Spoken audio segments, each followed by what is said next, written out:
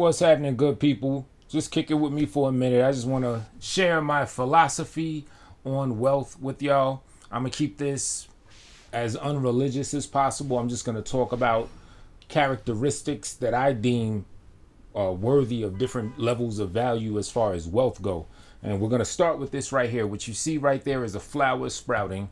And this is the way life works. Life starts small from a seed and it grows outward, right? Life also, even when life spirals, a lot of things in nature spiral. It starts from the center and it spirals outward and gets bigger and bigger. So because of that, I personally see the most important, the most valuable traits are the inner traits. Is the seed, is when that flower is in its most closed point before it gets bigger and bigger and bigger, because that's what it takes for that flower to grow. And I look at wealth that way. And what I mean by that are there different levels to this shit in so many words, to sound a little edgy with it, right? The most valuable trait, we're going to start with the most valuable, meaning we're going to start from within and work our way outward. The most valuable trait, in my opinion, are your inner characteristics, who you are as a person. When you look in the mirror and you look into your eyes and look into your soul, the person that you see. Are you a righteous person? Are you about truth? Are you about justice? Are you grimy? And I'm not even trying to put any morality aspect in it. If you as a person feel that being a grimy, evil motherfucker, if you feel that that is the trait for you, then even that, when you look in the mirror and you know that you just a grimy, cold-hearted, evil motherfucker, then that is most valuable. Whatever characteristic you deem good for you as a person, that's where the greatest of value starts. Your inner voice, your inner self, who you see, who you are, that is the wealthiest aspect of a person. So by virtue of that, I believe that is the most important thing to cultivate, is your own inner characteristics, your own personal trait, right? Now we're going to work our way outward now. So the inner trait of whom you are as a person. After that, I would say is knowledge, what you learn. Now, what you learn isn't external. It isn't tangible. It's information. However, it's still an outer trait, because when you're starting from within, you're starting from who you are. You're working with everything within yourself, right? Now, when you get to knowledge and intelligence and wisdom, especially, right? You're taking external information and you're applying it to your internal, but it's still a step outward from who you are as a person. So knowledge, what you learn, your intellect, that would be the next level of value, because it also applies inside. It's your weapon, it's your wealth, it's your value, it's your currency, your mental currency, your wisdom, your knowledge, your information, right? After that, growing outward. Now we'll get to physicality. Your look, how physically fit you are, how well you take care of yourself, things of that caliber. Now we're kind of dealing with the external. We're kind of dealing with the outside world, because your physicality can be seen by other creatures, right? But you're still working within the framework of yourself, your inner characteristics, right? So how your physical conditioning. Outward after that is where I would say is the external world. How much money you have, your physical possessions, especially your ability to bathe, clothe, and house your physical ass. You know what I'm saying? So that would be where money comes into play.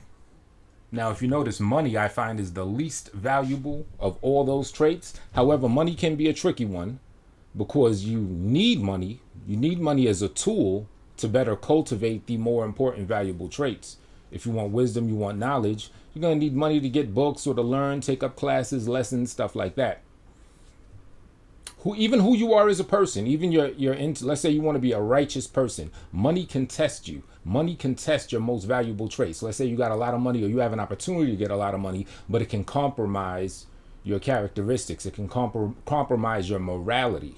So in that type of sense, money can sharpen your inner sword, so to speak. You know what I'm saying? Your most valuable trait.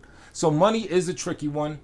However, money in and of itself and your physical possessions is the least valuable of all the traits. It makes you the least wealthy. Your physical wealth is your least wealthiest characteristic, in my personal opinion. So I just find it interesting because money is often, it's obvious. Money has been propped up. We've kind of been hustled. We've kind of been scammed to look at money as the most important thing. A lot of people, even a lot of people I know, you ask them, what is life all about? They'll say to live as comfortably as you can. What does living as comfortably as you can mean? It translates to making as much money as you can so you can live comfortably. To me, that's not very hard to do. You want to live comfortably, do some internet marketing, get yourself $70,000, $80,000 a year, live in a state where the cost of living ain't that much, get your video games, get a whole bunch of Percocets, pop them all the fucking time, and there you go. You're gonna be living in comfortable dreamland for as much as you want. You know what I'm saying? How was that? I never got that one. To me, if you ask me the reason that we're here, or my personal mission as far as being a sentient being on earth, is to expand and share my inner traits and my inner most valuable traits and spread them to the world and contribute to the planet, the plane, whatever you want to call it, that I'm living on. You know, also, I guess let me amend my initial list when I was talking about inner traits. Also, somewhere on the inner side would also be your talents, what you have an affinity toward, your passion, what you're good at. Like if you're a musician, if you're an actor, that's a very valuable trait, more valuable than tangible money itself. So to amend my original list, I would say who you are as a person, when you look in the mirror, when you look into your soul, who you see. Then after that will be what your passions and your ability to perform those passions. You know what I'm saying? Your talents, so to speak. Then after that, I would say the knowledge that you learn and that you pick up from the external world. So that's just my philosophy, my personal philosophy on wealth, what is wealth about, and where it lies with us. You know what I'm saying? And I could go on a big rant more about the whole external money factor. And I mean, granted, I'm not trying to say don't get your paper, get as much money as you can that does not compromise your internal characteristics, but don't put money. I mean, you got people that are just fat slobs that hate the man that or woman that they see in the mirror, did all types of crap to become billionaires, sit on their ass but are filthy rich. Are those people happy? Are those people content with who they are?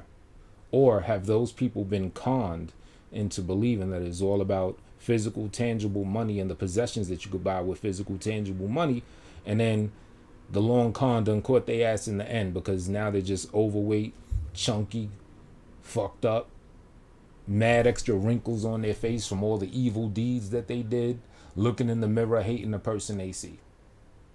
So those are just my thoughts. You know, hit the comments, tell me what you think about that shit right there. All right.